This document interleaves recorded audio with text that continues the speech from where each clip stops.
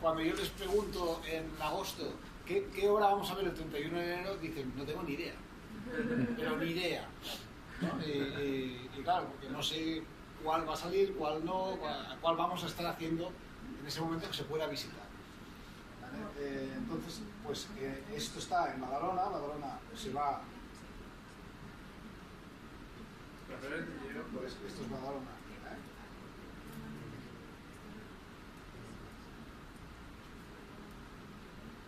Esto es Barcelona, ¿sí? Pues Sant Adrià a Badalona, ¿vale? Y se llega en tren, y vamos a quedar aquí en la Renfe, ¿vale? Entonces yo propongo quedar aquí fuera, que está a 5 minutos a pie, ¿vale?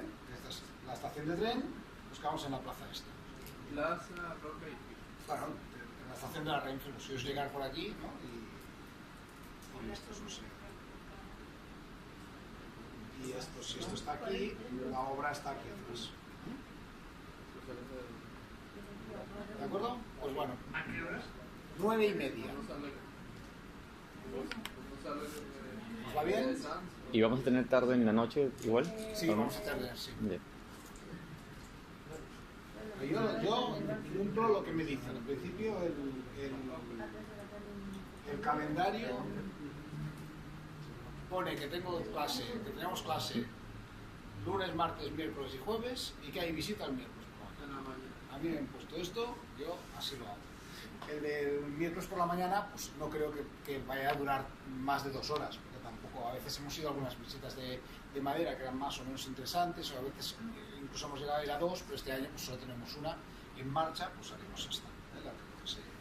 Bueno, tampoco podemos ir. Vale. Bueno, pues ¿qué vamos a hacer? No, pero para qué. No, para saberlo ya de entrada. Vale.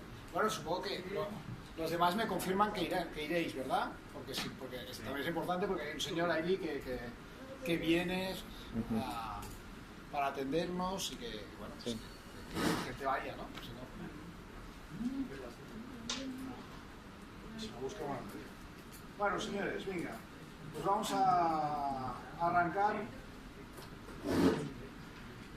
con la cimentación. Bien.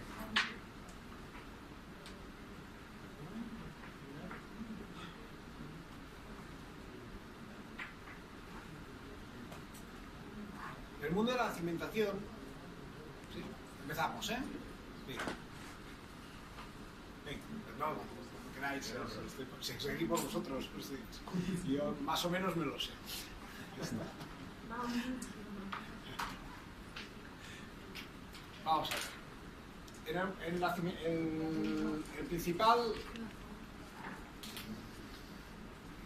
tema que tenemos cuando hablamos de cimentar un edificio es que vamos a tener que lidiar con el peor material de los que tenemos en construcción, que es el terreno.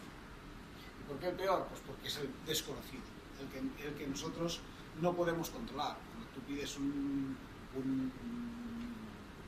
hormigón, pues sabes qué árido le vas a poner, sabes qué agua, sabes qué proporciones de cemento, etcétera, tipo de cemento, sabes muchas cosas. El acero, sabes que tiene unos controles. La madera, por mucho que cueste, pues tiene unas calidades que se pueden determinar de una manera determinada y que se sabe que tienes más o menos esas características. En el terreno, obviamente nosotros podemos ensayar varios puntos, pero no vamos a conocer exactamente cuál es el terreno que hay debajo de nuestra zapata, debajo del edificio, bajo lo que hemos ensayado. Podemos saber muchas cosas, pero con un grado de incertidumbre mayor que en el resto de materiales, como eso. Por lo tanto, el terreno y su ¿cómo lo diríamos? Su incertidumbre nos lleva a trabajar las cimentaciones de una manera pues, algo prudente respecto al resto de estructuras. No cambian mucho los coeficientes globales, pero sí que cambian algo, y la manera en cómo se toman los empujes, cómo se toma el reparto de acciones, etc. Bueno, ahora veremos. Principios básicos, pues venga. Lo voy a leer porque ya que lo hice, así con... Para estar correctamente diseñada una cimentación, debe transmitir al terreno las cargas del edificio con deformaciones tolerables y garantizando seguridad suficiente frente a rotura o hundimiento del terreno. Bien. De hecho, el cálculo de la tensión del terreno se hace también, como si dijéramos, por resistencia y por deformación. La resistencia sería el estado límite último y sería la rotura del terreno, pero por una superficie de rotura que normalmente tiene forma de cuña o de cuña de terreno, como de es que llaman así. Ahora las veremos, están dibujadas. O por el asiento, es decir, muy bien, el terreno se rompe, pero baja 7 centímetros. Pues no. Por lo tanto, debe poseer resistencia suficiente, no debe resultar el terreno. La cimentación también tiene que tener resistencia suficiente como elemento estructural, porque a lo mejor el terreno no se rompe, se nos rompe la zapata, pues es un mal negocio. No debe resultar afectada por la eventual agresividad del terreno. Os podéis imaginar, el terreno es un entorno que puede ser muy agresivo, bueno, no puede no serlo, y debe estar suficientemente protegido frente a modificaciones naturales o artificiales. Claro, el terreno también es algo que no es, que no puedes controlar qué temperatura va a tener, si va a tener más o menos agua, si el freático va a cambiar, si se va a helar, si va a haber expansividad, etc. Si va a haber un vecino dentro de poco que escabe y nos condicione nuestra cimentación, la manera de trabajar el terreno. Bien, como siempre nos vamos a basar en la normativa. En general, es un poco más complejo porque tenéis que coger de ¿cómo te diría? El documento de cimientos contradice algunos de los, o sustituye, más que contradice, sustituye algunos de los coeficientes de seguridad generales de las estructuras marcadas en acciones. Con lo cual, pues se crea a veces un poco de confusión lógica. Existen también normas europeas, como los eurocódigos estructurales, donde hay más, como diríamos, tradición de tratar con temas de cimentación. Bien, y las bases de cálculo, pues un poco por tener el marco teórico bien puesto. Los apuntes, pues que hay unos estados límite últimos y unos estados límites servicios. Estados límite último, pues va a tener que ser la ruptura del terreno, la ruptura del cimiento, la estabilidad del terreno, la estabilidad del cimiento, etc. Pero más o menos son esos, ¿no?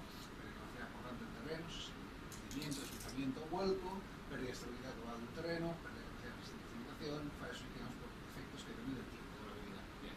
Y estado límite de servicio, pues los movimientos, esto sí que os los voy a explicar ahora. Esto es interesante, los movimientos excesivos de cimentación, vibraciones o también durabilidad. ¿Cuál es el problema de los asentamientos? Voy a los asentamientos de luego volvemos. Pues que los asentamientos en cimentación, o las deformaciones en cimentación, no son algo, digamos, no es preocupante el valor. Bueno,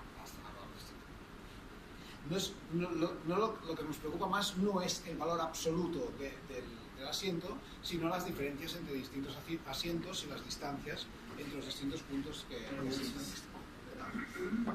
Y aquí están los distintos, este es un dibujo creo que es del código técnico, pero podría ser del eurocódigo, me parece, sobre cuáles son los movimientos que hay que controlar.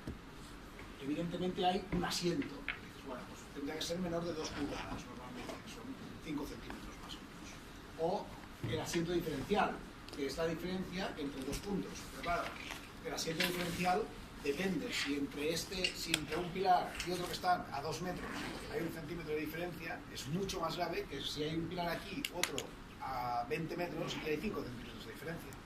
Con lo cual, lo que realmente importa es la distorsión angular, el punto C, que es la que el ángulo, digamos, entre el asentamiento, el ángulo entre el asentamiento y la distancia entre los puntos que se producen. Lo importante es que ese ángulo sea controlado y eso es lo que más o menos nos puede llegar a garantizar que la deformación sea correcta. Desde ese punto de vista, las distorsiones angulares que se admiten en cimentación dependen del tipo de estructura que tengamos encima. Si tenemos una estructura flexible, pues puede ser de un 300avo, un 500avo, si tenemos una estructura rígida, un 1000avo o incluso un 2000avo. Con lo cual este control es realmente complejo. Desde ese punto de vista, aquí hay una cosa que hay que tener en cuenta y que no es habitual a nivel de estructura. Por ejemplo, nosotros podemos utilizar un HB200, sabemos que su capacidad puede ser, pues a lo mejor, 150 toneladas, y como queremos 5 pilares iguales, uno tiene 200 toneladas, otro 150, otro 100, otro 80 y otro 20, y ponemos las 5 pilares HB200. Eso nos funciona bien.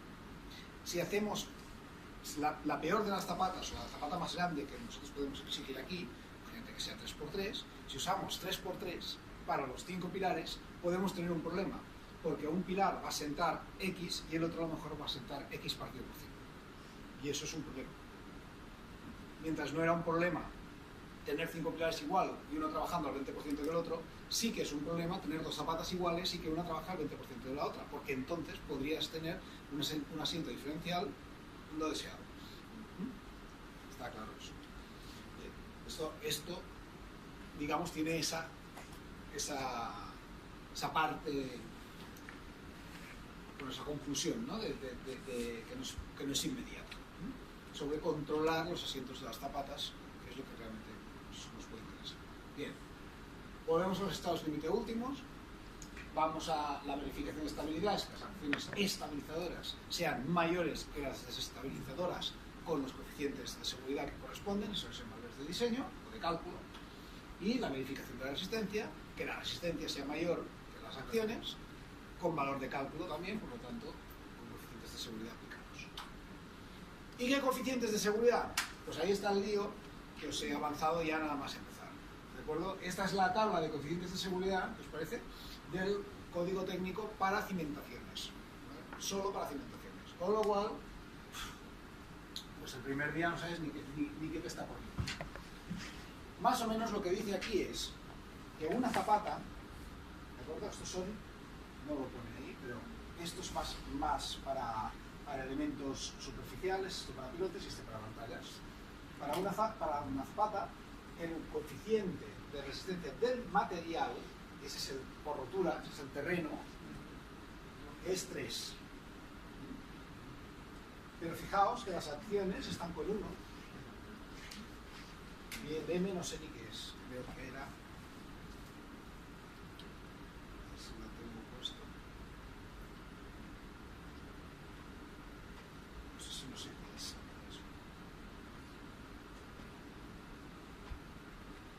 2,5 para las pantallas. Es el 6.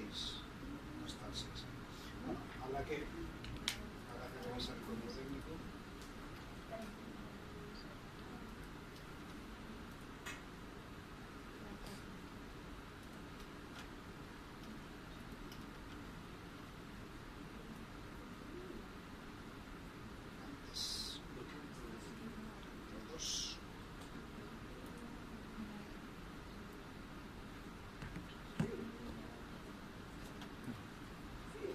¿Qué dices?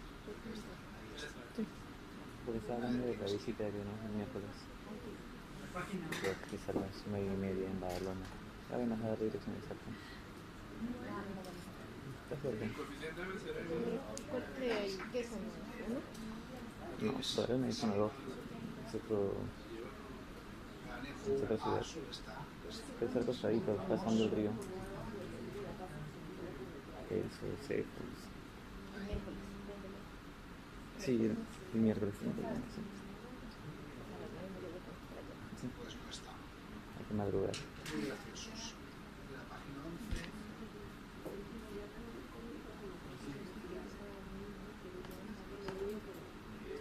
Coeficiente parcial de resistencia del terreno.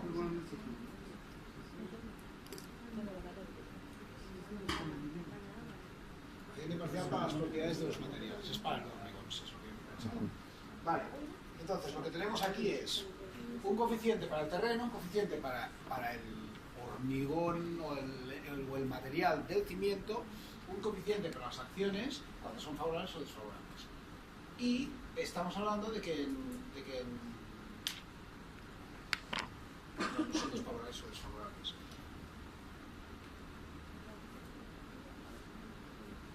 Efecto de las acciones y acciones. Realmente quien entienda es la gente, ¿eh? ¿Vale? Pero sí, ahí ya se entiende. Al final, claro, todo está en uno, ahí. Las acciones siempre están en uno y los materiales están prácticamente siempre en uno, excepto en las pantallas que lo modifican todo y en la estabilidad, porque lo que están diciendo es el coeficiente de vuelo. Ahora lo explico. ¿De acuerdo? Los más importantes son, para una cimentación superficial, en general, el coeficiente de seguridad va a ser 3 y va a estar aplicado a la tensión admisible del terreno.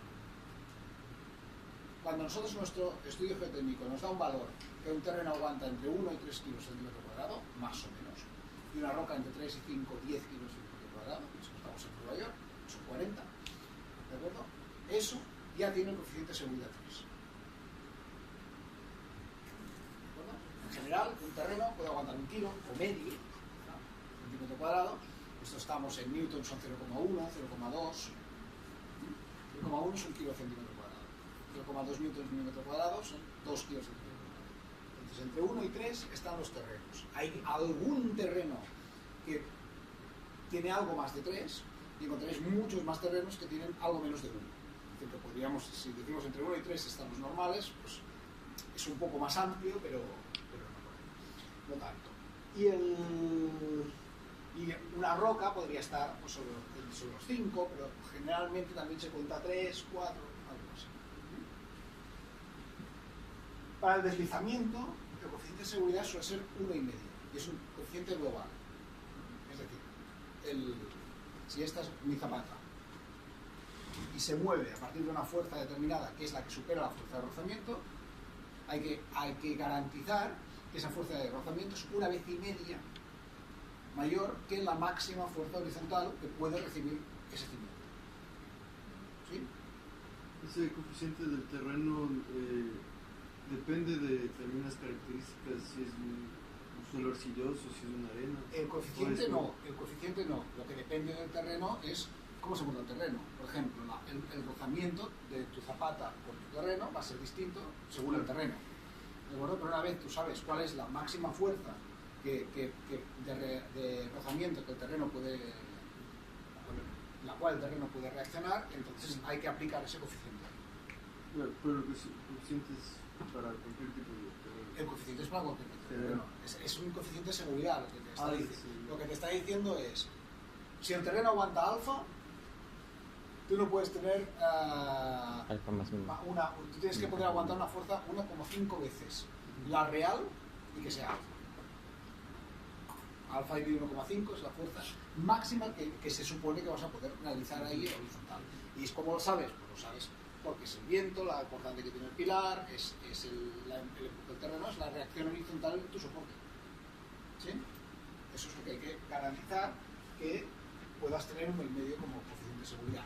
A ver, en una zapata eso se suele hacer por rozamiento, pero puedes tener un pozo que trabaje también contra el terreno por empuje pasivo. ¿Sabéis el empuje activo pasivo? Bueno, eso es el capítulo 6 o 7 por aquí, ¿vale? Pero ya lo hablaremos. Pero por empuje pasivo del terreno o también pues porque dispones de algún elemento, no sé, que movilice una reacción horizontal, lo que sea. Pantallas enfrentadas, por ejemplo, ¿no? El empuje del terreno por aquí, el empuje del terreno por allá, al final, con los forjados, quedan equilibrados. Bueno, en vuelco, las acciones estabilizadoras se multiplican por 0,9 y las desestabilizadoras por 1,8. Eso es un coeficiente de seguridad de 2 para vuelco en zapatas o en cimentación horizontal. Evidentemente, pilotes o pantallas no van a volcar. Y la estabilidad global acaba teniendo 1,8, la cual cosa es un poco sorprendente porque de hecho el vuelco es una estabilidad global, pero muy bien, les felicitamos también.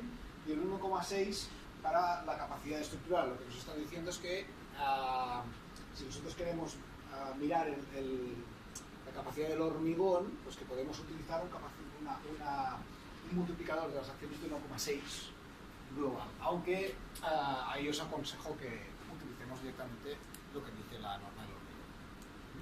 Pero como veis, estos son ganas de complicarse la vida, ¿eh?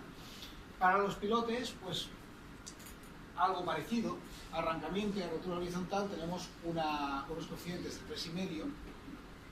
De hecho, por hundimiento, el pilote también está arriba y se puede cambiar a 2 siempre que haya unos ensayos suficientes como para que se garantice que con 2 va a funcionar. Esto, a efectos prácticos, os voy a meter una precisión, ¿eh? Pero bueno, a efectos prácticos solo pasa con pilotes prefabricados. En el fondo, cada vez como pilote prefabricado es un pilote que lo hincas, cada pilote tiene un ensayo. Entonces tienes muy claro, tienes un 100% de ensayos y de hecho la norma siempre establece que el coeficiente de seguridad puede bajar según el número de ensayos. Lógico, ¿no? Porque dices, a ver, si yo he ensayado que todos los pilotes, todos, cuando les estoy provocando una carga dinámica mayor que la que van a tener en servicio, no me bajan, pues oye, pues con un coeficiente 2 parece bastante razonable, ¿no? Que no es algo estadístico, no es que he ensayado el 20% de los pilotes y le pongo un 3, no, es que he ensayado el 100% de los pilotes. Entonces ahí se puede bajar, ese es el número 1.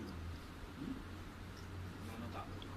Pero bien, luego pilotes, claro, estamos hablando de arrancamientos, es tracción, eso tiene un coeficiente mayor, o en rotura horizontal, 3,5 si hay acciones horizontales. Yo no me he encontrado nunca un pilote con acciones fuertes horizontales y ahora tengo uno y veremos qué vamos a hacer con él. Porque no va a ser fácil esto, ya se ve. En este caso hay un edificio que está en un barranco, ¿no? La gente se compra barrancos para hacerse casas, es mala idea, sabed que es muy mala idea, ¿eh? Es muy mala idea. Estamos hablando que la casa se le va un 40% más de coste global solo por la fabricación. Claro, y además es que este hombre se le va a ir más, porque resulta que el terreno ya es inestable de por sí, o sea, hemos hecho un estudio geotécnico y dice que el talud del terreno estable era como 32 grados. Digo, oye, pues el terreno hace 41. Y me dice, sí, es que lo que hay entre 31 y 41 podría ir abajo mañana. Claro, esa es la conclusión, ¿no? Una vez alguien, ese sí que se equivocó, me dio para un terreno como este un ángulo de estabilidad así, y aquí debajo estaba todo un poco. Le dije, bueno, ¿lo desalojamos o no? No hay problema. Es decir, si hay que desalojar, desalojamos. Pero vamos a llamar al alcalde ahora mismo, porque usted me ha dicho que toda la montaña se puede caer encima del pueblo mañana. No, es que usted lo interpreta mal. Yo no interpreto mal nada. O sea, uno me dice que el ángulo de estabilidad es este y la montaña me hace 45 grados. Pues oiga, bueno, es que claro, hay que tener en cuenta que la seguridad y no sé qué, mire, o me da lo que sea, yo con este terreno, con el geotécnico que usted me ha dado, me voy al alcalde y desalojo la ciudad. Claro. Bien, pues en este caso es cierto. Es decir, el terreno es así, el ángulo es así, y le digo, oiga, esto significa que todo este terreno se puede caer. Y dice, sí, ciertamente. Entonces, claro, si ahora tengo que hacer unos pilotes para aguantar la casa ahí, este terreno puede provocar una acción horizontal muy potente en los pilotes, coeficiente de 3,5. Bien, pantallas, estabilidad, fondo de excavación, etc. En las pantallas hay también todos unos coeficientes distintos, incluso para los materiales, incluso ahí, pues saber cómo, según el método que uno utiliza, incluso cambian los coeficientes de seguridad. Y nos ponen que podemos utilizar el equilibrio límite, que este es un método que se utiliza para hacer a mano el modelo de Winkler, que no sé si lo conocéis el modelo de Winkler, el de los muelles, ¿no? Pues lo conoceréis ahora. Pues sí. Y el de elementos finitos, los elementos finitos sí que os suenan, ¿no? Esto sí, ¿eh? Vale. Pues según el que uses, los coeficientes de seguridad varían. Bien. Y luego, esto es creo que estos son estados de servicio o son distintos. Ah, son extraordinarias. Sí, esta es la segunda parte de la tabla. Pasa que en la diapositiva yo no pongo una tabla que no se vea. No, es una idea, ¿no? Aquello, a veces me puedo equivocar, pero claro, si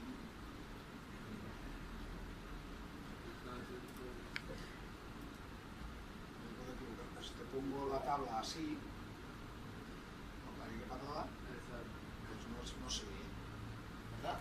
Cuesta mucho de leer, pues es la partida en dos trozos.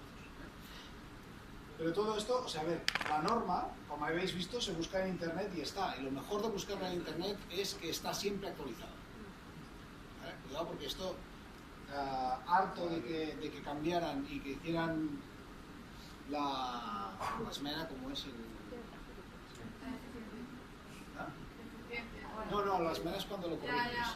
Como es cuando las correcciones de la norma, ¿no? Después de, de que hicieran correcciones y correcciones y correcciones y tener la impresa, digo, yo la imprimo más. Yo me la voy a mirar a internet y acabo. ¿De acuerdo? Bueno, pues ahí tenemos... Sabed que la norma está aquí entera y que se puede consultar totalmente para zapatas, para pilotes, y va a ir, la norma va a ir más allá de lo que voy a ir yo. Como es lógico, porque es una norma y tiene que de alguna manera cubrir todos los casos, pero claro, para cubrir todos los casos también a veces es un poco abstracta y difícil de saber qué hacer con ella. Bien, los estados límite ya hemos hablado de ellos, ¿no? Lo que hay que comprobar en estado límite, como siempre, es que dado un valor límite, que en este caso puede ser el 300avos, el 500avos, el 700avos, se comprueba la deformación real y hay que comprobar que esto sea menor, ¿no? Que nuestro valor límite. Claro. La norma se cubre, y a partir de aquí tenemos que tener un buen seguro, ¿no? Porque dice que para los valores de determinación de los valores límite de movimientos y la cimentación, tendremos en cuenta que el grado de fiabilidad en la estimación de los movimientos. Perfecto. Es decir, nosotros vamos a estimar los movimientos con un método y como no sabemos si el grado de fiabilidad de ese método es bueno o no, pues mira, la responsabilidad es nuestra. B. Posibles movimientos del terreno y evolución en el tiempo. Eso será responsabilidad nuestra. Tipo de estructura y materiales de edificio, tipo de cimentación y características del terreno, distribución de cargas, proceso constructivo y uso que se le vaya a dar al edificio. Pues que en su lógica. Pero, claro, al final, todo esto tiene su complejidad. Intentaremos ir más rápido, si no, no haremos ningún. Tipos de cimentación. Cimentaciones, esto supongo que lo sabéis todo, hay cimentaciones superficiales y profundas. Las profundas son a partir, generalmente, de 6 metros o a partir de 8 veces la medida básica del elemento, es decir, si es un pilote, pues 8 veces el diámetro, si es una pantalla, 8 veces el grueso. Si no tiene esa proporción, no se considera una cimentación profunda.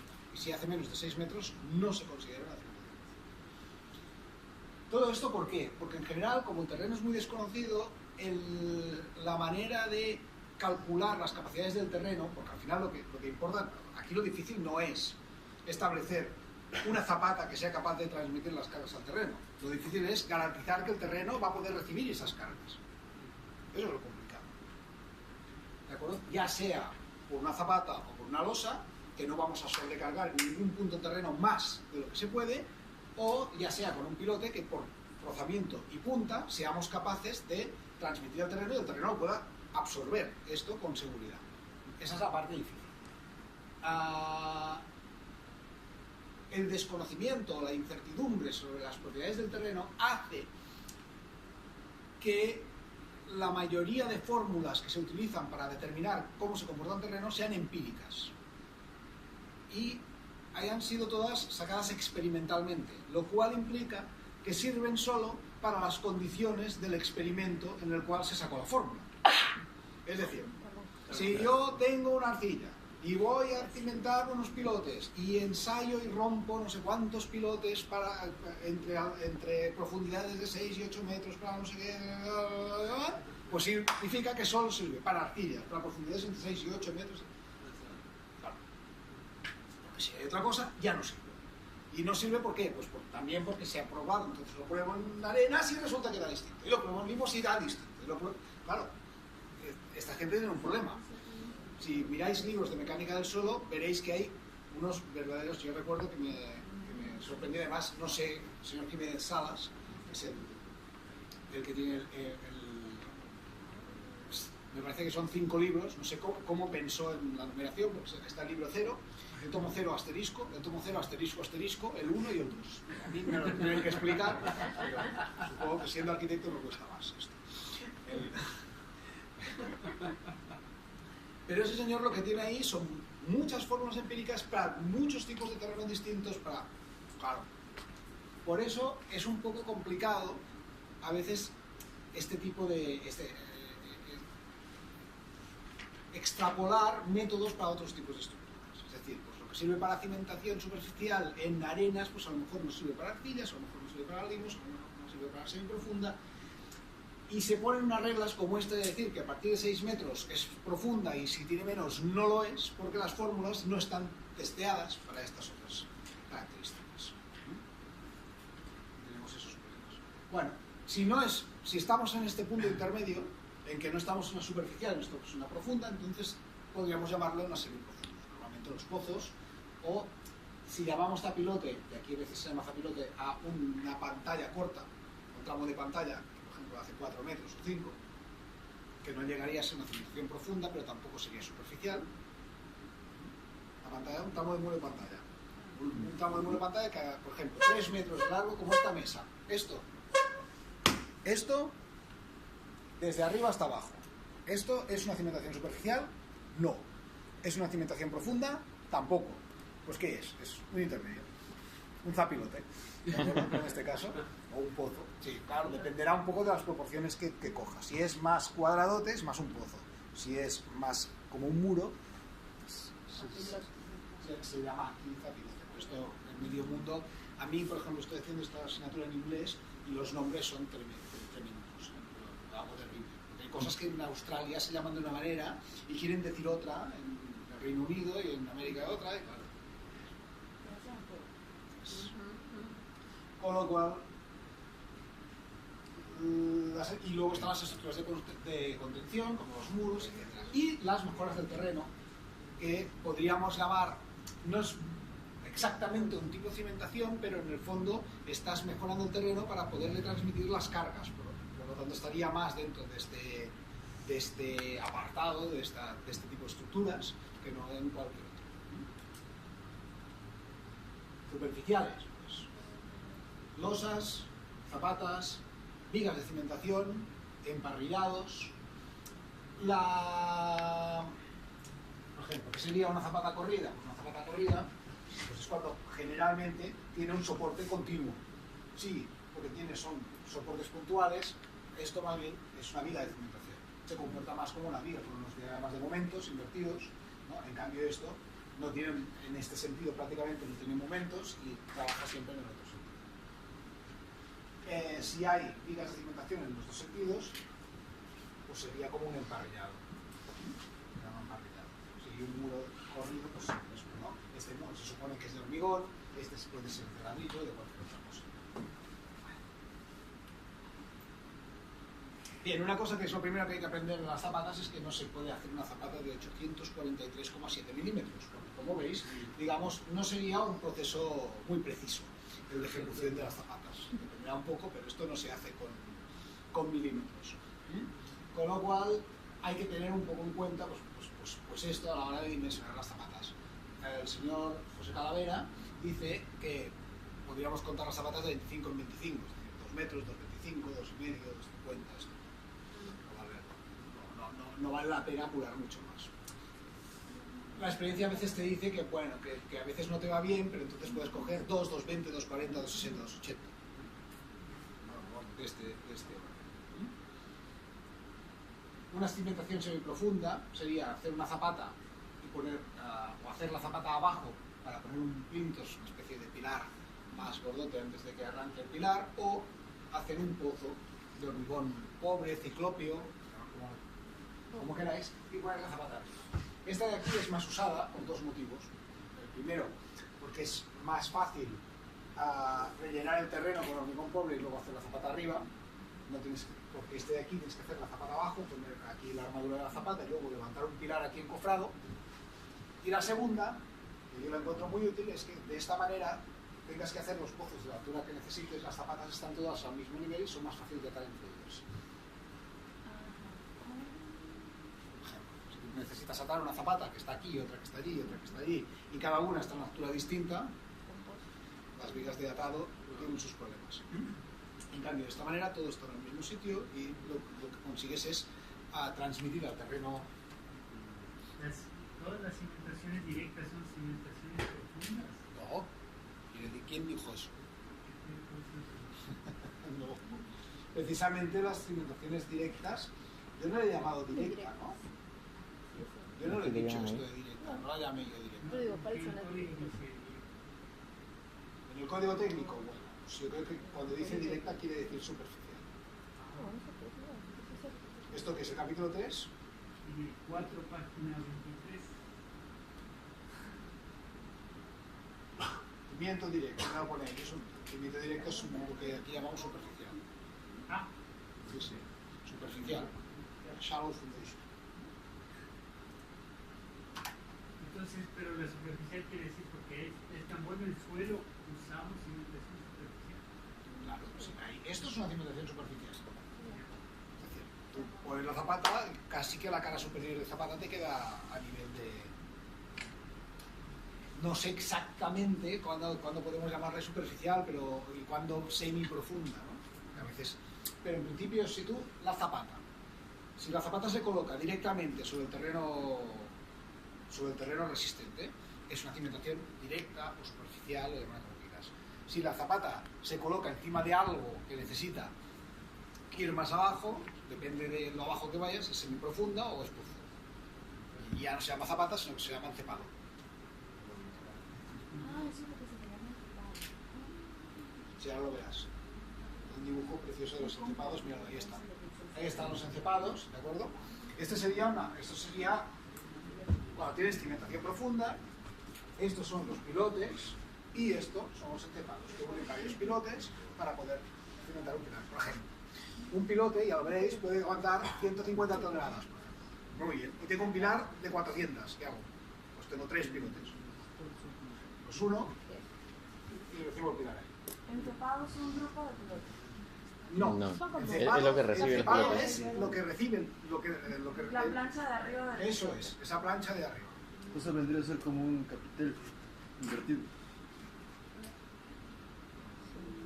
No exactamente. No funciona tanto como un capitel. Eso viene a ser como una zapata que se apoya en varios... Eso es una losa, como una microlosa. Al final, yo alguna vez que he tenido que calcular un encepado de estos complicado, por ejemplo, ruinas romanas en tu emplazamiento, pilar con 800 toneladas, Dios mío, ¿qué hago ahora? ¿No? Pues poner un pilote aquí, otro aquí, otro aquí, otro aquí, otro aquí y otro aquí. ¿Ya cómo calculo esto? ¿No? Pues esto no deja de ser una losa de hormigón que recibe una carga puntual aquí y que tiene 6 apoyos. ¿Cierto? Como un cípede con la losa y lo calculo. Por ejemplo, ¿sí? Hay que buscar que sea rígido, suficientemente rígido, etcétera, etcétera. ¿No? Que sobre todo que hay que cuidar aquí porque las cargas son tan fuertes que las bielas, ¿sabéis? Bielas hidrantes, ¿sí? Pues las bielas aquí van muy cargadas, no estamos hablando del 30%, sino que van cargadas, con lo cual hay que vigilar, a veces hay que confinar. Esto lo veremos en este tema.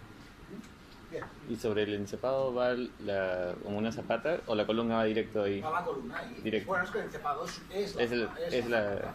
Ya. El encepado es el elemento ¿qué hace el encepado? Un encepado, por ejemplo, de 4, ¿de acuerdo? Pues recibe la carga aquí y te la transmite a cada uno de los elementos. Si el encepado es flexible, te lo transmite flectando, y si el encepado es rígido, como suele ser, te lo transmite por bielas y un tirante. Ahí. Luego lo que pasa es que hay que confinar el hormigón porque las bielas van tan cargadas que puedes provocar un efecto Poisson del hormigón. ¿Sí? Bien. Y esto pues, sería el dibujo, el efecto Poisson, ¿sabéis? ¿No? El de la plastilina, ¿no? Pues si tienes aquí plastilina y la chafas, lo que se expande, ¿cierto? Sí. Eso es el efecto Poisson. Sí, en el hormigón, ese efecto normalmente lo tienes bastante controlado, pero cuando estás cargando 800 toneladas de manera puntual, pues el hormigón tiende a expandir, claro, lateralmente. No suele ser el caso, pero bueno, es el caso en todas las zapatas y todos los pilotes, todos los encepados. ¿Es biela el mismo objetivo? No. Es lo que encierra. ¿Os acordáis del cortante? No está mal, sí, bueno, la pregunta, pero... ¿Os acordáis del cortante? ¿El cortante? Sí. Imaginaos que estoy yo en el tercio final de una viga y el pilar está ahí.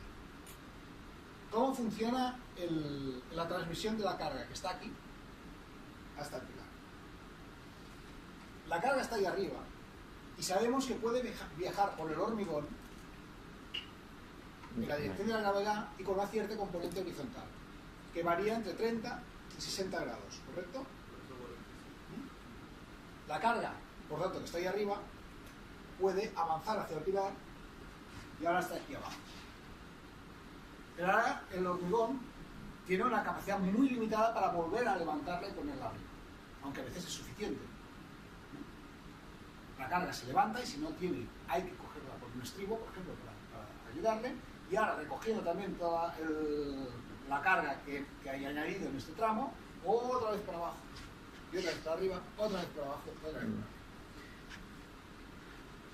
Este camino hacia abajo de la carga lo hace por una sección de hormigón inclinada. Eso es la biela. La biela, que puede ser inclinada o puede no ser inclinada, pero es el camino que hacen las compresiones dentro del hormigón. Y el tirante, como su nombre indica, es el camino que hacen las tracciones dentro del hormigón. Con lo cual, aquí tenemos abajo la biela y ahora subimos con el tirante. Biela, tirante, biela, tirante, biela, tirante. Este modelo, esta manera de trabajar, se llama el modelo de las bielas y los tirantes. Un nombre muy original, en el cual la norma en general te establece los principales modelos, porque cuando tienes que inventar tú son muy complejos. Voy a ir directamente para que los veas ahí.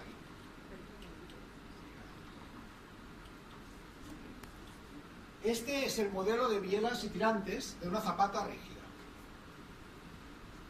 Este está en la norma del hormigón.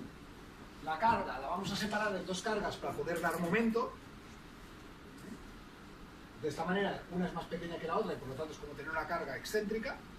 Y esta carga se va a ir hasta el centro, hasta el semicentro de esta zapata y esta hasta los dos semicentros. Y de esta manera va a haber una compresión aquí y otra compresión ahí. Y esto, para que no se abra, tiene un equilibrio que se hace con este tirante.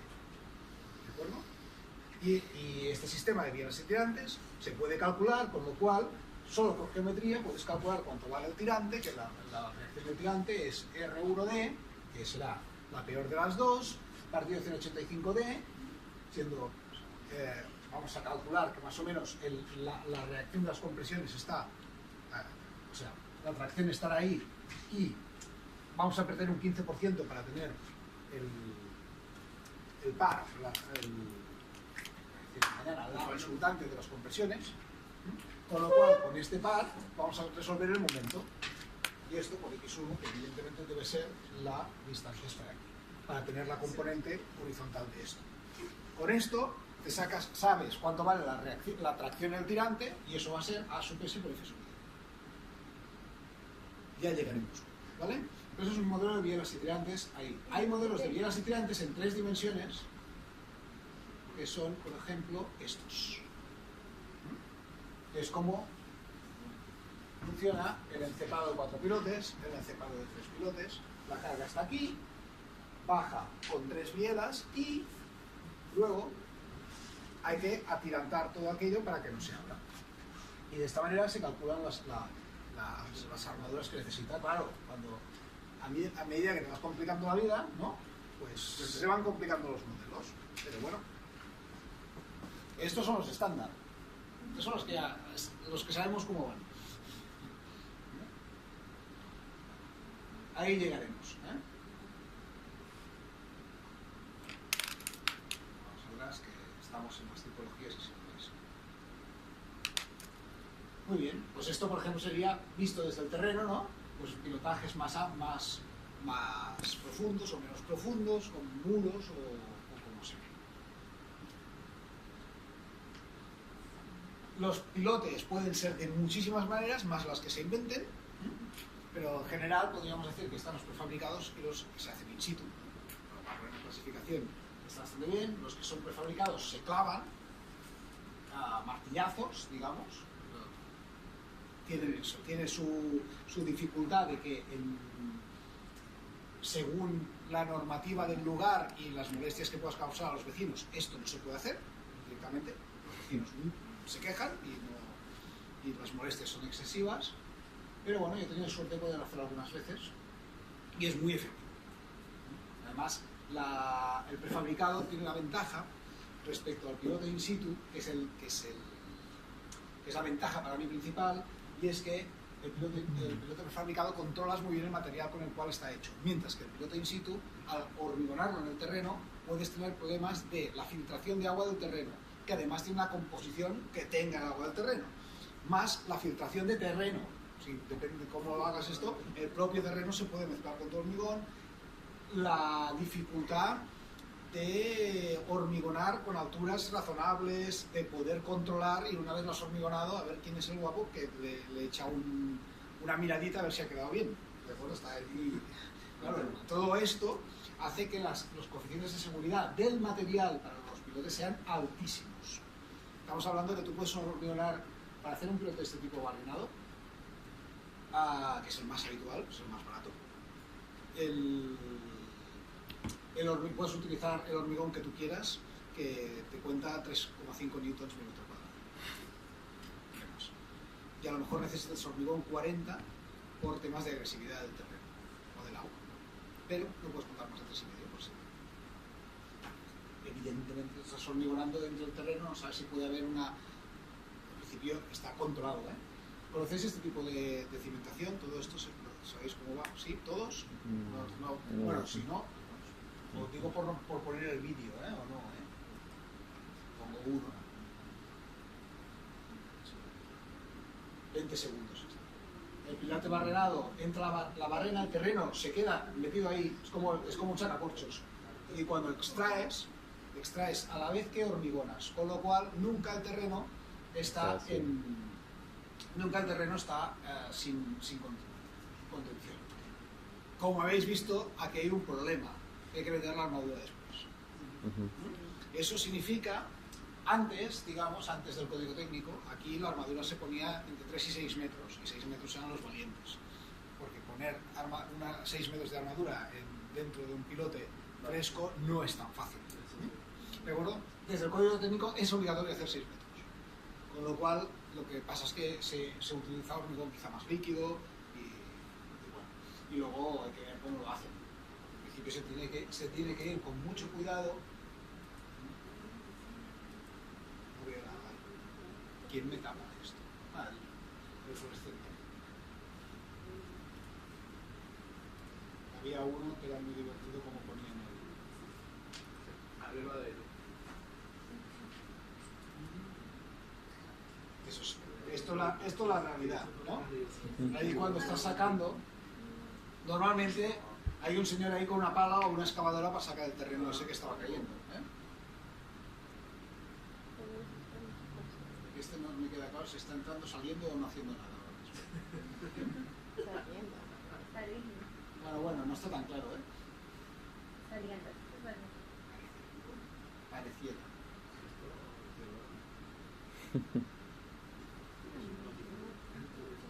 Ya veis que la máquina, pues traer esto ya vale, a veces traer esto ya vale 4.000 o 5.000 euros, traerlo y llevárselo. Porque para traer esto esto no va por la autopista, como es evidente, digamos, viene cargado en un camión y tienes dos opciones, o transporte especial o que venga desmontado, que te lo monten ahí, con lo cual cualquiera de las dos cosas es barata. Y los pilotos hincados. Pilotos hincados también tengo una, ¿eh? Este no tiene sentido que lo hagan así. Tiene que girar. ¿Ves? Este, por ejemplo, en lugar de una pala, tiene esa rueda ahí que le ayuda a quitar la tierra que se... Ahí. A ver. Ahí está la parte difícil. Hay que golpearlo también. Venga, va, abajo. Bueno, pues... Y ahí cuesta, está costando. Venga, va, un poco más. Ahí contamos, ya se ve que los recubrimientos son perfectos, que la composición del hormigón es absolutamente pura, que bueno, pues todas estas cosas que ya estamos viendo, que de alguna manera pues no tienen. Ahora, claro, este pilote es muchísimo, pero muchísimo más barato que un pilote que lo encamisas, ¿no? Que pones la camisa metálica, clavas la camisa, vacías por dentro, le pones la armadura, hormigonas con control, oye, y si quitas la camisa luego ya, tremendo, ¿no? Pues, claro, todo esto, pues vale muchísimo más. Pero también depende, yo siento que si el terreno es muy agresivo,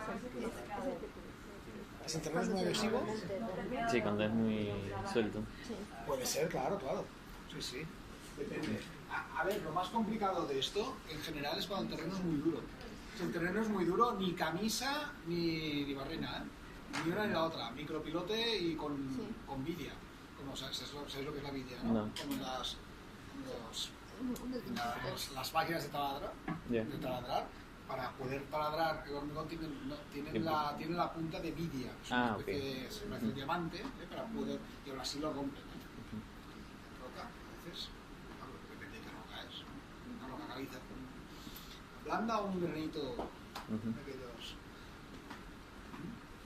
Bien. O podemos utilizar el micropilote. El micropilote es el que puede tener una boca de perforación del material que nos parezca. Hoy nos han llamado en el despacho que tenemos una cimentación con micropilotes que de los 3 primeros no han podido, con los 2 primeros no han podido, que van a traer la boca de vidria, de vidia, porque no, ya no. Si de 3 ya les han fallado 2, porque han llegado a un punto y no pueden, pues en eso están. De acuerdo, este sería un ejemplo de un micro. Los micros también hablaremos de ellos, hay 3 tipos principalmente, pero bueno. Y el jet grouting, que supongo que lo conocéis el jet grouting. Este es muy interesante, ya que estamos con las cosas raras. Las veces. El jet grouting.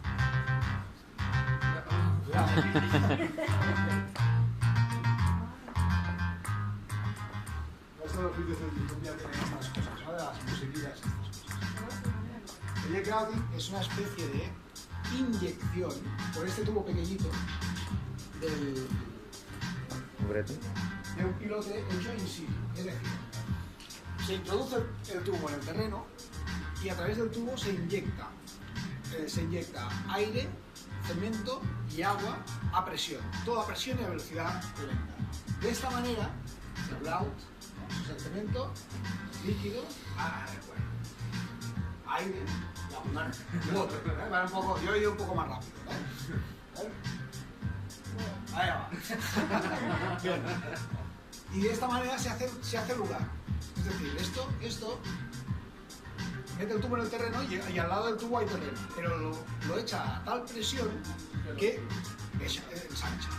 Y a medida que va sacando el tubo del terreno, va haciendo un pilote que depende de la dureza del terreno, puede ser pequeño o mayor.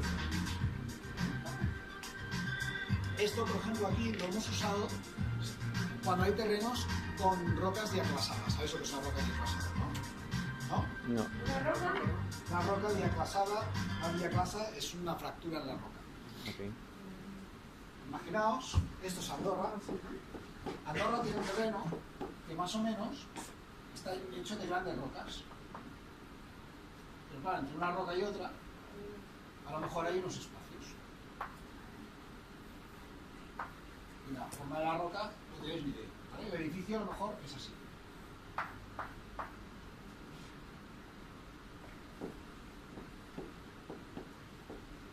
A lo mejor ves una roca aquí, le pones una zapata y te has quedado a 10 centímetros de un terreno blanco.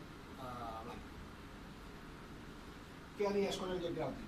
Aquí, por ejemplo, si tuviéramos esto, meteríamos el tubo y inyectaríamos. Aquí saldría una columna, pero la columna final sería algo así. al final lo que tienes es un pilote, así, en el cual se supone que si has inyectado bien, pues tienes todo esto de roca. O directamente. Por lo tanto, tienes un pilote con Señor concreto, piloto. ¿de acuerdo? Esa es la idea. Pero fijaos que, bueno, que a lo mejor depende del tipo de terreno, esta es la columna que te queda resultante, ¿no? No tiene nada que ver con un micropilote que tendrías que... Un micropilote cuando está... Aquí vamos a avanzar un poco hasta la acción. Ahí tenemos el...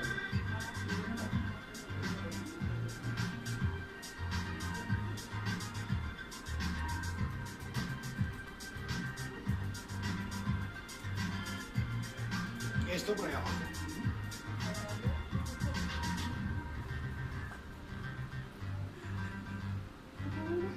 Según la Densidad del terreno. según la distinta dureza del terreno, la medida de la columna puede variar. Todo esto es muy limpio. Entonces estos sistemas hay que recoger, llevar a vertedero, todo.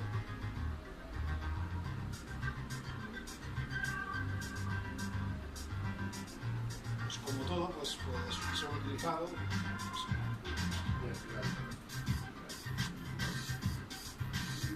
Vale, final de la musiquita. Este es el grouting. Creo que tengo uno como me preguntaste antes, de pilotes clavados también, ya que estamos, ¿no? Eso.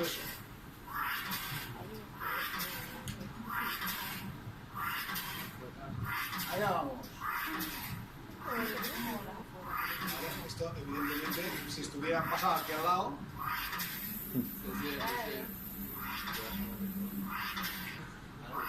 no hace falta seguir mucho más, ¿verdad? No es muy apasionante, no es muy variado, que digamos, pero no sé si llega hasta abajo, ya que lo han puesto. Bueno, lo que es interesante es que en el fondo están haciendo el ensayo, es decir, esta que hemos dicho antes, el peso de la maza esta de aquí está controlado, con lo cual estás haciendo el ensayo de SPT para cada piloto. Bien, ya los hemos visto todos. Los que tengo, hay muchos más. Y luego los modos pantallas, sí. Una cosa que me parece curiosa del pilote, siendo un elemento tan esbelto como de ingresa El terreno, sí. al terreno, no se con ese movimiento lateral que tiene la Tierra. Bueno, claro, hay que preverlo. Si hay previsto, si es posible que haya un movimiento lateral, el pilote debe estar preparado para eso. Pero normalmente en los pilotos que he usado yo, ese movimiento no está previsto. Ahí sí. Pero generalmente no tienes por qué tener un deslizamiento horizontal del terreno. Con pilotes que a lo mejor hacen 10 metros, 12 metros. ¿Qué movimiento horizontal? Estamos hablando de... Si hay sismos, sí. Sí, si hay sismos, sí. Pues, digamos, bueno, pues hay que preverlo. Hay que prever cuál es. Pasa que en general el sismo no se produce un deslizamiento de una capa de terreno respecto a otra justo en medio del pilote. Hay que tener en cuenta que es un movimiento de una escala mucho más global. Si, en el fondo, si va a haber una falla por el medio de tu edificio, no hay edificio que aguante eso. Es decir, una cosa es que puedas aguantar la vibración de un sismo, otra cosa es que se te abra el terreno justo debajo de tu edificio. Pues ese no se salva. De donde yo vengo hay muchísimo ¿De dónde solo vienes tú? cimentación superficial. ¿De dónde vienes? De Ecuador. Sí. hay muchísimos. Y solo, bueno, pues eso es porque tenéis buen terreno, supongo. Depende de ahí. Claro. Es que eso va a depender. Mira, nosotros hemos hecho ahora hace poco aquí en el campo de fútbol de La Salle un muro. A ver, a lo mejor también hay un tema de sensatez a veces, pero por ejemplo en Europa estamos muy apretados. Lo habéis notado, ¿no? Mucho más apretados, porque no hay terreno. Entonces tú quieres vivir en Barcelona y claro, más gente quiere vivir en Barcelona que terreno. ¿Y qué está pasando? Que los terrenos que están libres están puestos encima de un antiguo torrente, por ejemplo. Claro, es decir, en Ecuador seguramente a nadie se le ocurre pues construir encima de un antiguo torrente. Son ganas, pues lo pongo en otro lado y ya está. Pero aquí el espacio es el que es. Por lo tanto, si por aquí pasaba un torrente, pero esto es Barcelona y el metro está al lado, yo quiero construir aquí, me da igual que me cueste el doble, porque ya me pagarán el doble.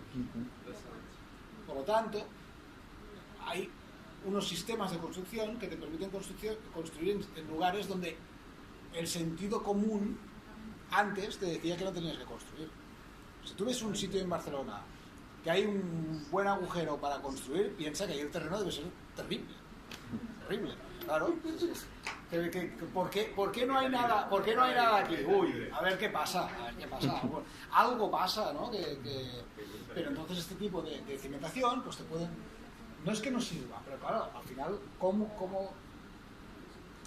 calculas esa fuerza horizontal sísmica en el pilote? Pues habrá que ver. Pues habrá que coger una norma y que alguien lo haga, porque yo no sé hacerlo.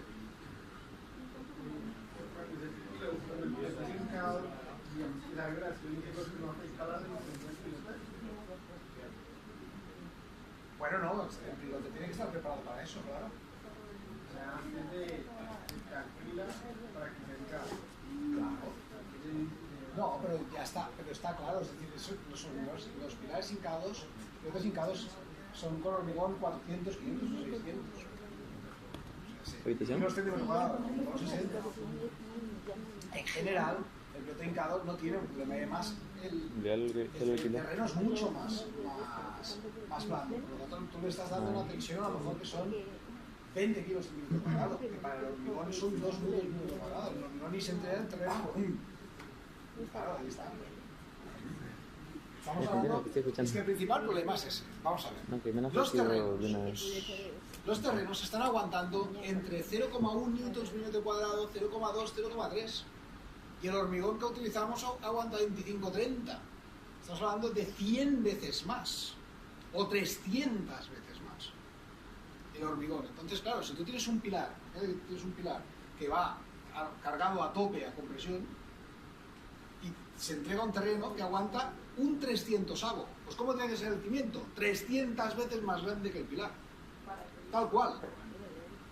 Tal cual. Entonces el cimiento pesa tanto que añade un 15-20% de peso, con lo cual tiene que ser todavía un 15 o un 20% mayor. Los cimientos te pueden pesar 20 toneladas. A un metro cúbico de hormigón, ¿cuánto pesa? 2,5 toneladas. 2,5 toneladas. Entonces una zapata normal, entre comillas, para una carrera de 4x4 por un metro de canto, te da 16 metros cúbicos por 2,5, ¿cuánto pesa esto? 40 toneladas. Una zapata, pesa 42 toneladas. O sea, a veces pues tienes que... En una grúa pesa más la zapata que la grúa. Sí. Cargada. Y una pantalla, ¿sabéis cómo son las pantallas? Entiendo, ¿sí? Las máquinas para realizar las pantallas también son sí, porque es diferente la manera de hacer la pantalla. Y cambia música.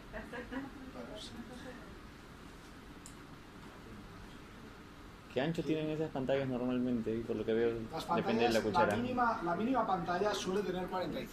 Ah. He trabajado con alguna máquina pequeña que hace pantallas de 30, pero esto no os lo creáis, no existe en general. Lo difícil, bueno, vamos a ver qué. Cada tramo de pantalla se llama batache en general, no sé en cada país cómo se llamará, de manera totalmente distinta. Y esta es una pantalladora muy pequeña, esta ya es más normal. Es una cuchara que suele hacer unos 3 metros, más o menos 2,5 o 3. Se hace el hueco, se colocan las armaduras y se coloca una junta. Una junta para que luego las pantallas encajen las unas con las otras, dentro de lo posible.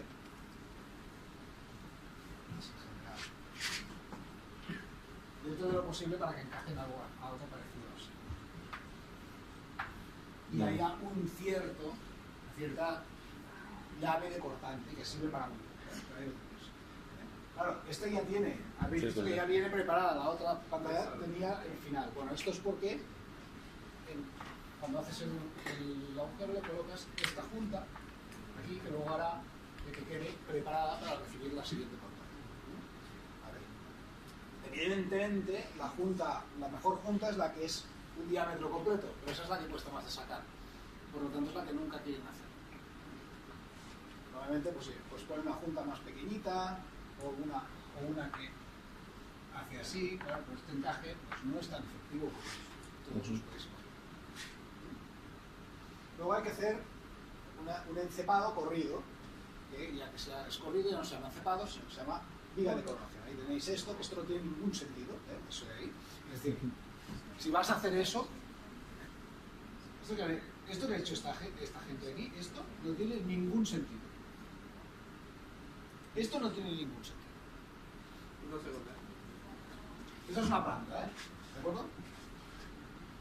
Esto está pensado para abrir un hueco en el terreno, para abrir un agujero en el terreno, llenarlo y entonces venir con el siguiente. Este sería el primero. En este se coloca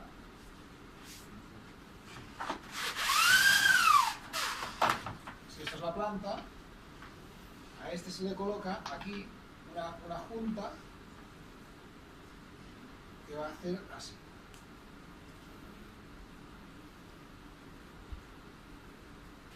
Un elemento metálico que va a dejar que cuando hormigonas ¿de acuerdo? Cuando hormigonas te va a quedar esta forma. Y entonces es cuando tiene sentido que viene el otro y se mete dentro. Pero para hacer esto, la verdad, esto además es terrible, ¿no? Porque pasa la línea por aquí en medio y dices, bueno, pues ¿para qué? Y además, ¿por qué lo haces los hormigonas todos a la vez? Y encima haces un vídeo. Imagínate. Para que todo el mundo vea que lo has hecho mal. El tubo este es el tubo de hormigonado.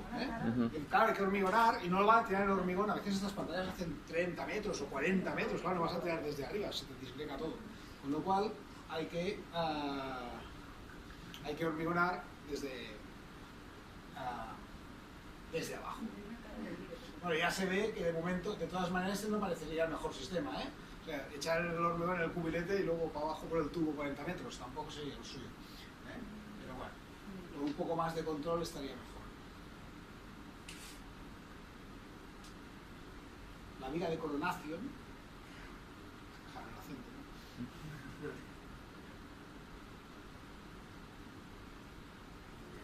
Entonces hay que coger hay que rectificar las salvadoras si hace falta, ¿de acuerdo? Colocar la viga, que no es fácil de encajar a veces, todos los solares, se encofra la viga y se hormigona. Vigas de coronación más o menos 80 centímetros, 90, 1 metro, 1,20 m. ¿En el muro anclado le ponen un encofrado o es el terreno natural llega a confinarlo? El muro está confinado por el terreno natural hasta o sea, el muro pantalla. O sea, yo cavo los 45 centímetros de ancho, los 30 metros de profundidad y no le pongo un encofrado. Se mantiene, se autosostiene el suelo. Ahí hay tantos... Vamos a ver. Lo suyo es abrir un agujero continuo y que se pueda hormigonar. ¿Cómo haces esto? Pues va a depender del terreno. Claro. Si el terreno se cae, no puedes hacerlo. Pero entonces, ¿qué se hace? Se colocan, por ejemplo, los lodos bentomíticos. Habréis oído hablar de los lodos bentomíticos. Ahora existe una especie de plástico, no me acuerdo cómo se llama, no sé cuál es, el polimetaplásticoso, no sé qué, ¿de acuerdo? Como se llame, ¿de acuerdo? Es un no sé qué heno, ¿de acuerdo? ¿Cómo os digo? Poli acaba por ahí. Seguro, exacto. Un polimetaetracustoeno, eso, ¿de acuerdo? Entonces, que en la obra se suele llamar el moco verde, ¿de acuerdo? Que es una especie de cosa verde, ¿de acuerdo? Que puedes poner dentro del hueco, que a medida que vas excavando, lo vas llenando con eso, o el lodo bentomítico. Eso tiene una densidad suficiente como para evitar que la tierra se venga y mantener el hueco, pero suficientemente baja como para que cuando hormigones vaya subiendo y lo vas recogiendo. ¿De acuerdo? Esa sería la manera. Previamente a la ejecución de un muro pantalla, lo suyo es hacer unos muretes guía, porque como te puedes imaginar, esto no se guía solo, Esa cuchara no. ¿no? Esto no se guía solo. Claro. Si tú empiezas a hacer esto, sí, tal como está Pues. esta cuchara, y la pones al lado, ¿quién te garantiza a ti que esto está recto? De manera que se realizan lo que se llaman los muretes guía, que significa, pues, se hormigonan unos 40-50 centímetros de alto, dos muros paralelos con el ancho del muro de la cuchara, para que la cuchara, cuando se ponga, mantenga esa rectitud. Luego hay que intentar que no se produzca lo que se llama el tecleo. El tecleo sería, claro, si yo escavo esta pantalla vertical, pero claro, desde arriba esto como de vertical, ¿no? Pues tan vertical como se pueda, y luego la otra tan vertical como se puede, resulta que me quedan así, ¿vale? A esto se le llama tecleo. Esto hay que intentar evitarlo, y bueno, pues ahí existen mil historias, pero Muy vertical. bueno, claro, se supone que, por ejemplo, si has hecho bien la junta es muy difícil que se te vaya, pero bueno, no es tan... Y para unirlas, No, ese es uno de los problemas que tienen las pantallas. Es decir, que la unión, como habéis visto, entre dos puntas puede realmente ser muy débil. Como hemos visto en el dibujo, aunque la hagan bien, aunque la hagan bien. Con lo cual, en general, este que es el sistema, cuando empiezas a excavar, ahí está,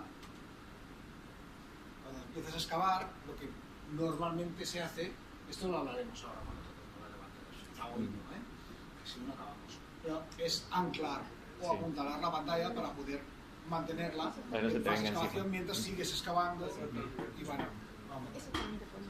Estos anclajes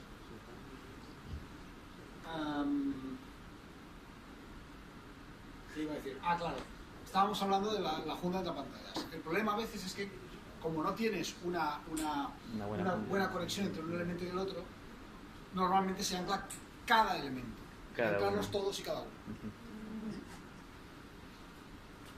Peor es cuando la pantalla es de pilotes, ahora lo veis. Y bueno, los anclajes que también tienen su tiempo, es decir, si tú tienes una línea, en lugar de anclajes, lo han apuntalado, ¿no? La esquina es más fácil, claro. Luego aquí han puesto un anclaje aquí, que se ve mal, pero ahí está. ¿Cómo se ancla el terreno para adentro? Sí, bueno, ahora ya lo veremos. Mientras que no tengas un vecino. Vale, pues, Con dos, con tres o dos. O mientras el vecino te deje. O mientras no se lo digas y no diga nada. ¿De acuerdo? Este es el sistema que se utiliza más. No, pero si tienes un edificio con 5 sótanos al lado, ¿cómo anclas tu muro de pantalla? Entonces no tienes empuje tampoco. Vale. A veces tener un edificio con 5 sótanos al lado es una ventaja. Pero no es tan fácil, ¿eh? Yo no me gustaría. Es un problema ahí. y luego tienes que desembolsar. No tienes contención, pero tienes un problema de cimentación. ¿Cómo le dejas ir la carga ahí? Un sistema complejoso, supongo. Claro. Y una vez, por ejemplo, cuando has llegado hasta aquí, el anclaje ya no lo necesitas, por lo tanto lo puedes destensar. Si son puntales es mucho más complicado, porque los puntales están por aquí molestando para encofrar pilares, para hacer todo. Y normalmente si hay un puntal debajo de esto no lo puedes quitar hasta que la losa está hecha, con lo cual lo tienes que desmontar por debajo y a ver por dónde lo sacas. Por la rampa del parque normalmente, o dejando un hueco para ello. Es todo un mundo, ya lo veis. Pero bueno, esto es algo bastante, en general bastante agradecido, el mundo de las pantallas, aunque a veces cuestan, a veces cuestan, de calcular y de que funcionen y cuesta mucho tener la garantía que el terreno se va a comportar como esperamos. Ya llegaremos, ¿vale? Os explicaré las pantallas. Luego están las estructuras simplemente de contención, que pueden ser por gravedad, un muro. El famoso muro de piedra, de rocalla, ¿de acuerdo? Yo os puedo enseñar a calcular esto, pero normalmente cuando me dicen que lo quieren hacer, yo siempre digo lo mismo. Lo único que necesito es que me garanticéis una superficie de contacto en cada hilada para poder calcular el rozamiento. Si no hay superficie de contacto garantizada, yo no lo sé calcular. Eso es un muro de piedras, de rocallas, eso se llama, ¿vale? Entonces una roca, lo ponen otro, no sé qué, y bueno, hay mucha gente que hace estos muros y dicen, es que Es que yo hago muchos cada día. Digo, sí, a mí me llaman una vez al año porque se ha caído. Luego están, por ejemplo, los muros de aviones o los muros de tierra armada. Este es un muro de aviones, por ejemplo. Claro, a veces la gente se piensa que el grueso de arriba es el grueso de abajo. Pues no. Normalmente si el muro tiene altura h y es de gravedad, abajo tiene 2/3 de h o algo así. Depende del terreno, por supuesto. La tierra armada, ¿habéis oído hablar de la tierra armada? La tierra armada es un sistema interesante y que hay bastantes maneras de hacer. Que la cuestión es que para superar el empuje, el propio rozamiento de la tierra que hay detrás del muro produce rozamiento suficiente para contrarrestar el empuje. Para ello hay que movilizar eso. Y eso hay que movilizar el rozamiento, pues se puede hacer colocando una serie de tirantes que están anclados a algo ahí atrás, o simplemente por rozamiento, o con mallas que evidentemente movilizan ese rozamiento, etcétera, o anclajes, murones o anclajes contra el propio terreno que por rozamiento en el fondo pues te acaban resolviendo. Es un poco como los reposalibros, ¿no?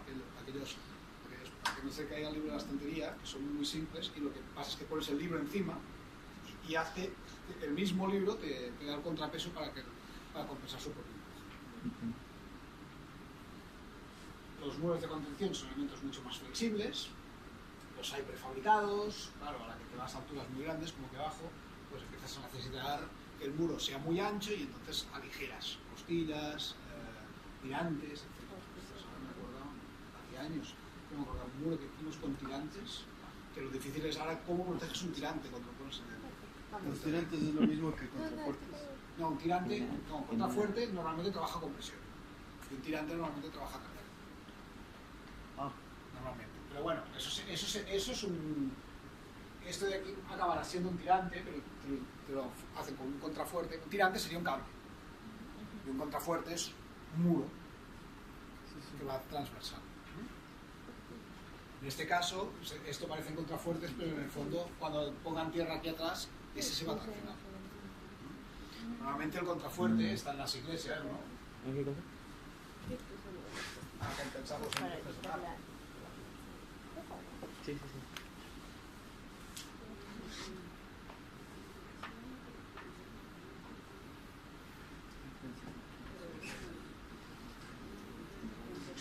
En un arco, este produce, como sabéis, empujos horizontales, una manera clásica de soportar es colocar aquí unos contrafuertes, y esos contrafuertes lo que hacen es pesar suficientemente como para que la carga quede dentro del núcleo central del crecimiento. En las basanas había unos que los habían cortado, con lo cual hicimos este cálculo y vimos que salió una grieta. Esto estaba en el límite del núcleo central de un pilar más pequeño y salió una grieta que era esta. Justo donde se acababa el núcleo central de la línea por la que pasaba el funicular. ¿Sí? ¿Me seguís o no? ¿Sí? Pues, las cosas, pues eso es si lo cortas, pues van mal. ¿Claro? Hay que hacerlo suficientemente grande como para garantizar que la carga está centrada en cada una de las secciones. Claro. A veces, en iglesias góticas o en la Sagrada Familia, para garantizar que está centrado, lo que te falta es más carga. Entonces, le pones más carga para garantizar que vas a compensar el empuje horizontal. Por ejemplo, en la Sagrada Familia, las familias son 4 torres, la fachada, 4 torres que son parabólicas. Estas torres tendrían problemas de estabilidad, por lo cual lo que hacen es ponerle aquí un peso tremendo. Todo esto es para que pese. Es para que pese. Para que la carga, al final, pese tanto que la fuerza horizontal esté compensada y te caiga dentro del núcleo central. ¿De acuerdo? Aún así, Gaudí tuvo un pequeño fallo, que es que todos sus a catenarias colgadas y esto no tenían un ventilador al lado para ver el efecto del viento, con lo cual a los que calculan esto, os enseñarán si se está en el despacho que calcula la Sagrada Familia. Barreus, ¿lo habéis conocido ya? ¿No? No, ya os lo dije, no os lo... ¿Fuisteis a la visita a la Sagrada Familia? ¿Con quién? ¿Con Eduard también? ¿O con Yo no fue la vida de un señor que nos explicó algo. Pelo blanco. Pelo blanco. Era muy entusiasta ¿o no? Un arquitecto, sí. Sí, Carles Buixader. Un señor muy entusiasta que es el que lleva el despacho, Buixader Margarit, que llevaba eso la Sagrada Familia, y ahora Buixader se dedica más a temas. No era mayor. ¿Qué? No era mayor, no era gran. Pues no, pues debía ser Faulí. Carles Buixader era mayor, Carles Buixader. Es el del poeta. Carles Buixader es este señor. No, no era. No es este señor. No.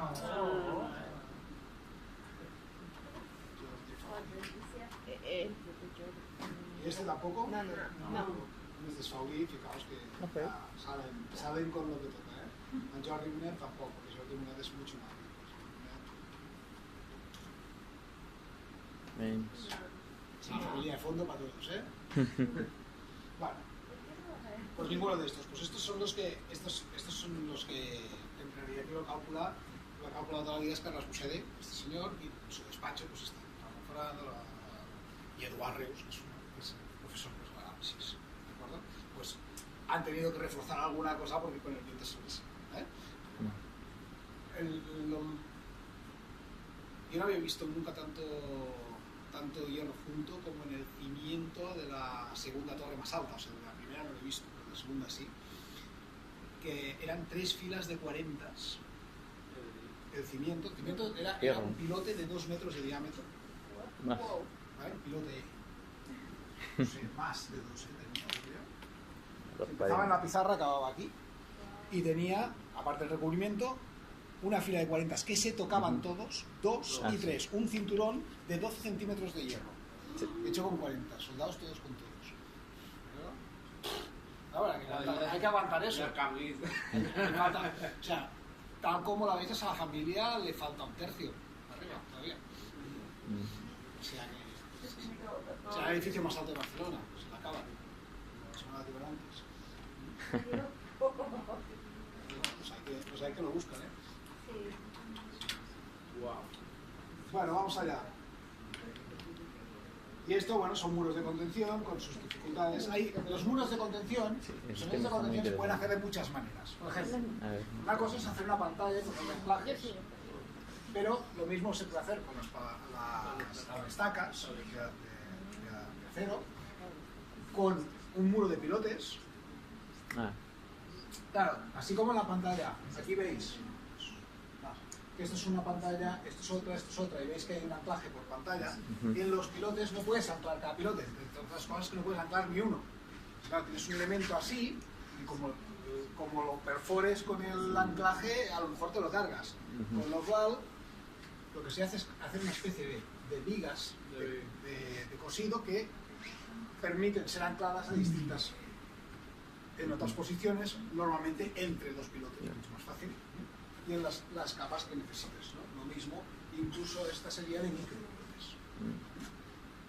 Lo difícil de esto es que realmente esta viga es de hormigón, es bastante más hábil, pero esta vez es con micropilotes, es de acero. Lo difícil es que los micros estén alineados. De hecho, nunca conseguirás que estén alineados, con lo cual la viga no te pasa por delante. Y hay que ver con qué sistemas lo consigues. Ahí hay incluso a la derecha de todo abajo, eso es un muro de jet grounding. La longitud de anclaje La longitud de anclaje de los anclajes. Sí, eso de los muros anclados, eso da la información técnica. Eso se calcula por razonamiento, lo vamos a calcular aquí. ¿Qué longitud tiene un anclaje? Hasta llegar al mecanismo de falla del suelo. Sí, tranquilo, eso dependerá del terreno también. La clave de todo esto es que depende del terreno. Mira, una cosa que seguro que si cuando os la explique el próximo día me decís que ya os he explicado la batallita, que no os la repita. para que tengáis una idea. Diagonal Mar, centro comercial. ¿Lo conocéis? Está allá abajo, Sí. donde está el triángulo de Gerson. ¿Sí? ¿Lo conocéis? El foro. Sí. 5 plantas de parque. Hacen un muro pantalla y lo anclan, y cuando lo tienen así como está ahí arriba a la izquierda, se les mueve 80 centímetros en coloración. Todo el mundo fuera, a empezar, ¿sí? A lo mejor se cae y llaman al tío que sabe más de muros pantalla de España y de los que más de muros. Y lo llaman. Mire qué nos ha pasado. Uy, vamos a ver qué ha pasado. Aquí puede haber un tema de cambio freático, porque había muchas horas a la vez, a ver si resulta que y pasó esto, ¿no? Etcétera. Muy bien. Ese señor, que es el que más sabe, va a intentar salvar la pantalla y aprovecharla. Vamos a ver si se puede aprovechar esa pantalla, porque ¿qué vas a hacer? ¿Qué vas a hacer con la pantalla? ¿La vas a derribar y que se caiga todo el terreno, que hay 5 plantas por detrás? ¿Cómo lo haces? Intentemos aprovechar la pantalla. Muy bien. Para aprovechar la pantalla, ¿qué es lo que vas a hacer? Lo primero que vas a hacer es conseguir saber qué ha pasado. Con lo cual, haces un modelo de tu pantalla, simulas las condiciones del terreno y consigues que la pantalla se mueva a 80 centímetros, que esa es la realidad. ¿Estamos de acuerdo? Tardó 3 meses en conseguir simular lo que sabía que era real. Porque los modelos teóricos que el señor que más sabe de pantallas no daban la realidad. ¿Y qué significa eso? Que nadie tiene ni idea de cómo se comporta realmente el terreno ahí atrás. Esa es la verdad. Bueno, a nosotros, yo vi un caso, es un video que yo tengo de uno de estos muros de pantalla que eran atirantados, entonces he visto terrenos que son rellenos, Sí. en zonas que son de pantano, entonces al parecer el relleno no lo hicieron bien y se fueron los 5 pisos de estacionamiento, pero fue de película porque fue la hora que la gente estaba trabajando y se ve como el edificio así. Y se hundió. Se cayó. Se cayó para adentro del agujero, digamos. El agujero. Tremendo. Bueno, a ver, los accidentes pueden pasar. La cuestión es que que las cosas pueden pasar, es evidente. A partir de aquí hay que tomar las medidas para intentar que no pasen. Lo que yo estoy diciendo aquí, por ejemplo, este señor, lo importante no era los 80 centímetros o el qué, era, para mí lo importante, lo más significativo, es que en el fondo no había manera de saber. Es decir, si tú ya sabes, si el tío que más sabe necesita 3 meses para poder poner un terreno que lo tiene ahí, que lo está tocando, para hacer una pantalla que sabe cómo es y que se le mueva como se le ha movido de verdad, es que todo lo que había hecho hasta entonces era mentira todo. Claro, pero yo ya lo he dicho desde el primer día, las estructuras no se calculan de verdad, se calcula una mentira que sea segura, un punto. Claro, pero esto es cierto. David, no me mires con esta cara, esto es obvio. ¿Cuál es la carga? A ver, ¿alguien ha calculado esta clase con la carga tal como está ahora? No. Nadie, es imposible. Claro, pues ya está, ya hemos acabado. Claro, con toda la gente metida justo en este vano, en el otro no, eso va a provocar un momento negativo ahí que nadie ha previsto. ¿Y qué? ¿Y qué? No pasa nada, está previsto dentro de los coeficientes de seguridad para que puedas hacer esto. Eso sí que está previsto, no está previsto que la gente lo haga mal. Lo que está previsto es que la carga no se puede hacer tal cual, no se puede modelar de verdad. Hay que modelar algo seguro y punto. Es imposible.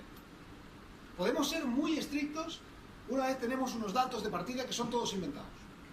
Pero hay que saber que los datos de partida son inventados, porque nadie dice esto de la carga del viento es Q sub P por no sé qué, esto es mentira.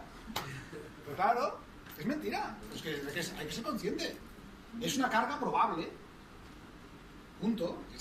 Y lo tomas lo más exacto que puedas, pero es una carga probable. No hay más. ¿Cómo solucionaron la pantalla de...? No, al final la salvaron. Sí. ¿Y por qué era? Yo creo, bueno, no lo sé. Lo explicó, este hombre estaba, me lo explicó él, a mí, a 200 más en una conferencia. Y Pero yo recuerdo que, claro, a mí lo que me la impresionó es la idea de decir, bueno, vale, pues muy bien, el grado de incertidumbre del terreno es tal que pueden pasar estas cosas. Eso era el edificio de al lado, ¿eh? Y eso fue no era laboral. ¿Dónde está? ¿Lo puedo poner por ahí? ¿Cómo lo busco? ¿Cómo lo busco en YouTube? ¿Cómo lo busco, Irene? Se cayó en serio. ¿Cómo lo busco? 15 víctimas. No, Se pero- cae edificio en Costa del Este, Panamá. Bien específico. Bien específico. Para que sepas cuál es. Lo estaban grabando. Toda la gente andaba- ¿Ese? ¿Lo están viendo así? ¿Tienes ese? Edificio del ingeniero y el... No, yo estaba bien, gracias a Dios. Está bien, eso de ahí. Estaba lloviendo. Oye, te estaba grabando. Ahí está clarísimo. Sí, Mira. no, que- Fue cuestión de segundos. ¡Wow! Pero eso es demolición. No. La gente como se escucha.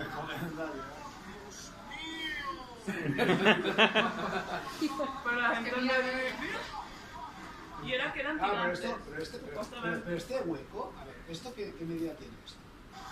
Eso es un edificio residencial. Normalmente tú pones uno cada 3 metros, pues Exacto. 1, 2, 3, 4, 12, 15 metros. Claro, mira que grueso tiene la pantalla, esto es una... Sí, de los dos.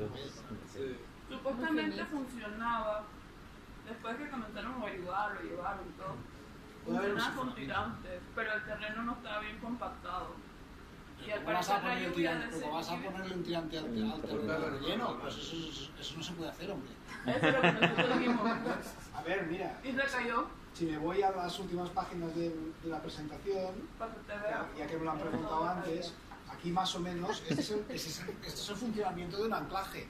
Es decir, tú lo que tienes que hacer es saltarte todo el terreno inestable y anclar en el terreno estable. Pero es que esto es el ABC. Si no sabes esto, pues no diseñes un anclaje. Exacto.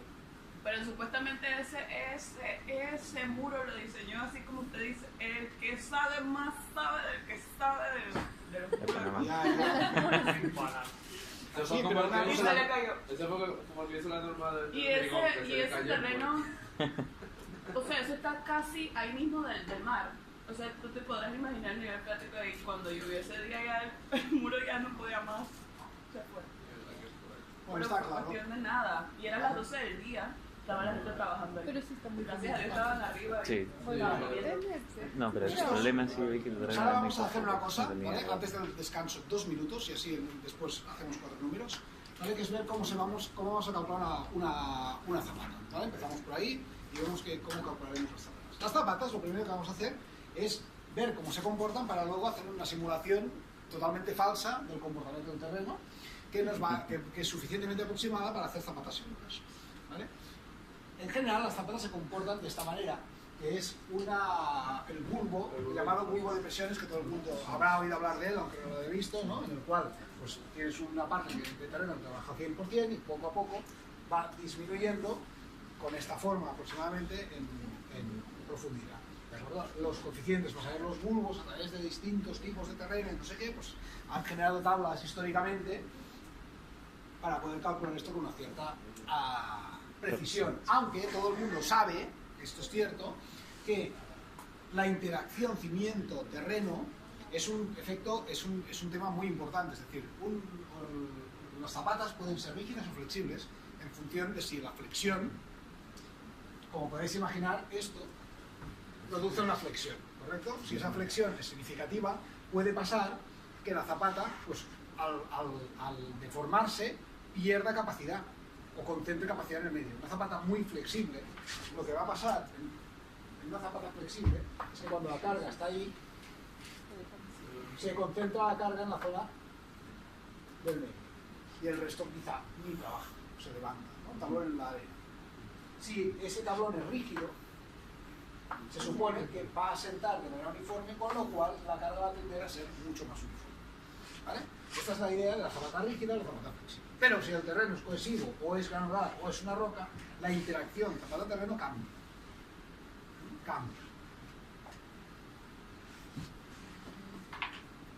Bien. Pues si definimos que una zapata es rígida a partir de que tiene un canto como mínimo de la mitad del vuelo, desde la cara del pilar, a partir de ahí podemos contar que las zapatas rígidas, aunque sea mentira, pues es todo cierto, porque es así, pero van a tener aproximadamente, podemos contar que es de manera suficientemente segura, que la carga se va a repartir de manera uniforme en la base de la zapata.